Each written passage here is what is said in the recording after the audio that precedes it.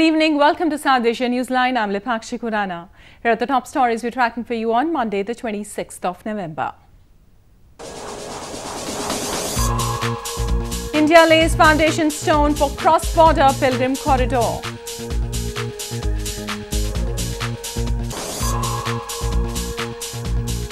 Maldivian foreign minister meets Indian counterpart in New Delhi to boost ties.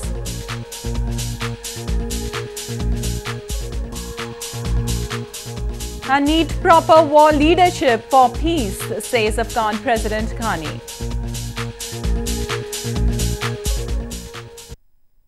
And now for all the details. India's Vice President M. Venkaiah Naidu on Monday laid the foundation stone for the construction of a cross-border pilgrim corridor in India's Gurdaspur district. The road corridor will facilitate easy passage to Sikh pilgrims to the historic Gurdwara Kartarpur Sahib in Pakistan, where Guru Nanak, the founder of Sikhism, spent the last 18 years of his life. India's Vice President M. Venkaiah Naidu on Monday laid the foundation stone for the construction of a corridor connecting Dera Baba Nanak in India's Gurdaspur district with Gurdwara Kartarpur Sahib in Pakistan. The groundbreaking ceremony was held at village Man of district Gurdaspur near Indo-Pakistan border. To mark the 558th birth anniversary of Guru Nanak, the founder of Sikhism, next year, India had last week decided to build the Kartarpur Road corridor up to the international border between India and Pakistan to let Sikh pilgrims visit the Sikh temple on the banks of the river Ravi in Pakistan. I am hopeful that the small but significant steps we are taking today will lead us all towards the goal of harmonious, peaceful, fulfilling life for both of us. Gurdwara Kartarpur Sahib is situated in district Narowal in Pakistan, nearly 3 miles away from the Indo-Pakistan border. It has a great significance for the Sikh community because Guru Nanak spent the last 18 years of his life there. Presently, the Sikh pilgrims have to go through the long visa process and have to wait for the particular dates of buses to reach the Gurdwara via Wagah border only. The 4-lane highway corridor will have all modern facilities and amenities for the pilgrims. India on Monday marked the 10th anniversary of 2008 Mumbai terror attacks that left more than 166 people dead and over 300 people injured. 10 Lashkar-e-Taiba terrorists sailed into Mumbai from Pakistan and carried out the coordinated attacks that lasted for 3 days. India on Monday paid tributes to more than 160 people killed in militant attacks on its western Mumbai city back in 2008. On the 10th anniversary of the 2008 Mumbai attacks, senior politicians laid wreaths and paid their tributes to the victims at a martyrs memorial in downtown Mumbai. 10 Pakistan-based Lashkar-e-Taiba terrorists sailed into Mumbai from Karachi and carried out the coordinated attacks that started on 26 November and lasted for 3 days. Taj Palace and Tower, Chhatrapati Shivaji Terminus Railway Station, Leopold Cafe and Nariman House, a Jewish community centre, were among the major targets in the deadly attacks.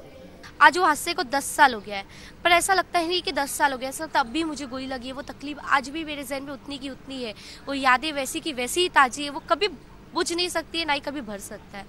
तब वो भरेगा जब कसब से बड़े-बड़े mastermind बैठे हैं, जो पूरा टेररिज्म खत्म होगा, जब मुझे एक ऐसा लगेगा कि पूरा इंसाफ मिला गया है। India and the United States accused Hafiz Saeed, founder of Lashkar-e-Taiba terror group, of being the mastermind of the attacks. Saeed denied involvement, but Pakistani authorities placed him under house arrest for different periods. He was most recently released in November 2017. Maldivian Foreign Minister Abdullah Shahid met his Indian counterpart Sushma Swaraj on Monday in New Delhi to boost bilateral ties between Maldives and India. During delegation-level talks, both the sides held discussions to work together to fulfill the developmental priorities of Maldives, deepening bilateral cooperation and to ensure peace and security in the region. This is the Shahid's first visit after assuming charge as the Foreign Minister of Maldives and assumes a significance as the ties between both the countries had severely strained under the previous government in the island nation. Indian Prime Minister Narendra Modi had also visited Maldives on November 17th to attend the swearing-in ceremony of new Maldivian President Ibrahim Mohammed Solih. And moving on, Sindh Baloch and Kashmiri activists recently held a protest in London expressing their concerns over construction of mega dams by Pakistan on the Indus River. The activists blamed Pakistan for aggressively pursuing construction of the projects on River Indus without any consideration of rights of indigenous Sindhi people and their environment. Well, Sindhi Congress recently held a protest in London against the construction of large dams on River Indus in Pakistan. Demonstrators, including Sindhi, Baloch and Kashmiri activists, raised slogans against illegal, immoral involvement of the Chief Justice of Pakistan in the construction of the controversial dam. The protest came at a time when the Chief Justice of Pakistan, Saqib Nisar, was in the United Kingdom to attend a fundraising event for the construction of controversial Daimar Bhasha Dam in Pakistan. There is other ways to manage the water crisis in Pakistan, not only dams. Whole world is against dams. This is environmental disaster and our delta is already destroyed. Our culture, our heritage, our agriculture is destroyed. There is no water in upstream. So the remaining water they want to stop, and we think that this is not fair. लोगों के पास पानी पीने के लिए भी नहीं होते हैं, वो एग्रीकल्चर के लिए, कश्तो कशार के लिए भी कुछ नहीं होते हैं, सारे लोग वो सफ़र करते हैं। इसलिए हम चाहते हैं कि जो ये लोग अपना चीफ जस्टिस कहते हैं, ये जस्टिस को तबाह ना करें, ये लोगों को जस्टिस दे दें। Sindhi activists have been protesting and raising concerns over construction of mega dams by Pakistan on the Indus River and abduction of activists who were raising their voices against these projects. The activists accuse Pakistan of aggressively pursuing construction of the projects on River Indus without any consideration of rights of indigenous Sindhi people and the environment. In news from Afghanistan, scores of demonstrators in Afghanistan's capital Kabul and Bamiyan province protested on Sunday against the arrest of a local commander. The protest turned violent after demonstrators started pelting stones on police, injuring over 20 security personnel. Protests turned violent on Sunday in Dasht-e-Barchi area of Afghan capital Kabul after demonstrators protesting against the arrest of local commander Alipur, also known as Commander Shamsher, took to the streets of the city. Alipur is a local commander in the central provinces of Afghanistan, who, according to protesters, has been fighting the Taliban in at least 3 provinces. The protest on Sunday afternoon turned violent when demonstrators started pelting stones on police, injuring over 20 security force members. The police in turn fired into the air to disperse the crowd. مردم به این اندازه آشوب برپا نکردن. علیپور اگه مجرم بود میره و جزای خود مطابق قانون میبینه. ما هم اگه با قانون اساسی و با قانون افغانستان وفادار هستیم و سر تمام اتباع افغانستان یکسان باید تطبیق شود.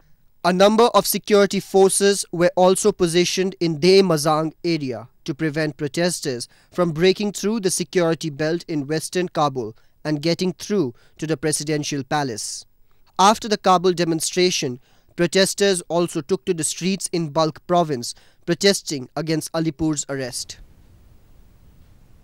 More news from Afghanistan. Afghanistan's President Ashraf Ghani has said that in order to achieve peace, better war leadership is needed. In a meeting with security officials on Sunday, Ghani spoke about the government's readiness to lead the war properly and assured delegates that the government is completely ready to confront the worst scenarios.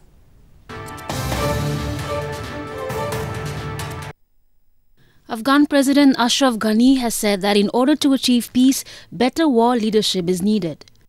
In a meeting with security officials on Sunday, Ghani spoke about government's readiness to lead the war properly and assured delegates that the government is completely ready to confront the worst scenarios.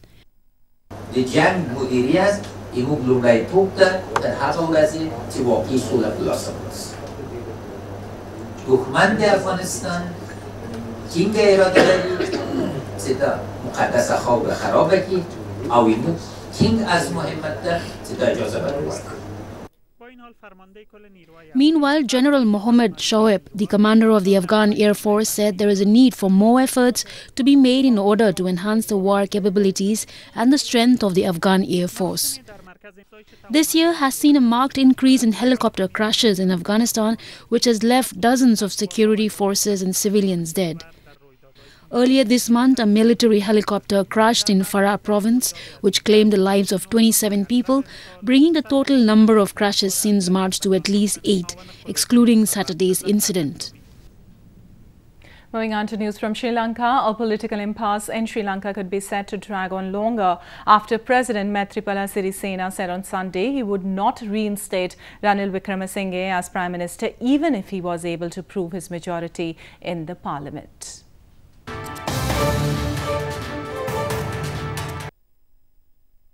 Sri Lankan President Maithripala Sirisena said on Sunday that he would not reinstate Ranil Wickremesinghe as Prime Minister even if he was able to prove his majority in Parliament. Sirisena said he replaced Wickremesinghe with pro-China former leader Mahinda Rajapaksa because of policy differences and a sharp rise in corruption. The president said he planned to appoint a commission to investigate the corruption and malpractices under Prime Minister Ranil Wickremesinghe's government. Sri Lanka faces a deepening political crisis with the newly appointed Rajapaksa government refusing to resign despite losing 2 confidence votes. Sirisena has refused to accept the outcome of the votes, saying proper parliamentary procedure has not been followed. Sirisena dissolved parliament and ordered election to break the deadlock, but the Supreme Court ordered a suspension of the decree earlier this month, as it hears petition challenging the move as unconstitutional. A verdict is expected on December 7th. According to the island nation's constitution, the president has the power to appoint a prime minister who he thinks can command the parliament majority. A miniature artist in Bhubaneswar city of India's eastern Odisha province has created miniatures of the World Cup trophy inside a glass bottle and on a pencil tip. The sporting extravaganza will begin in the province from November 28th.